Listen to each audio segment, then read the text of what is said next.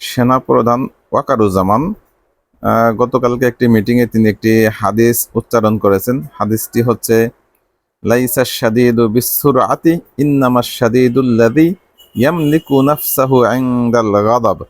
অর্থাৎ আল্লাহ রাসূল সাল্লাল্লাহু আলাইহি ওয়াসাল্লাম বলেন, প্রকৃত বীর ওই ব্যক্তি নয় যে আরেকজনকে কুস্তিতে হারিয়ে দেয়, বরং প্রকৃত বীর হচ্ছে ওই ব্যক্তি যে রাগের সময় নিজের রাগকে অবদমন করতে পারে, কন্ট্রোল করতে পারে।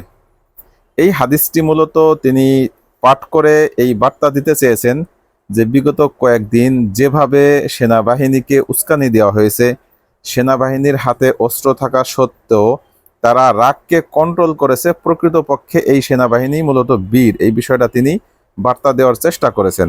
এটা অবশ্যই অনেক ভালো গুণ। আমি আগেও সেনাবাহিনী বা সেনাপ্রধানকে আমি এই বিষয়ের জন্য অন্তত ধন্যবাদ জ্ঞাপন করেছিলাম। আমি আবারও তার এই জ্ঞানের কারণে বা জ্ঞান গরিমা বক্তৃতার কারণে আবারও তাকে আমি সাধুবাদ জানাচ্ছি, এবং সাথে সাথে আমি বলতে চাচ্ছি যে সব ঠিক আছে, সামনের দিনগুলো যেন আপনি একনিষ্ঠভাবে ইউনূস সরকারকে সাপোর্ট করেন এবং তার অনুমতি ছাড়া কোনো কাজ যেন আপনি না করতে যান, সেই বিষয়টাও খেয়াল রাখবেন।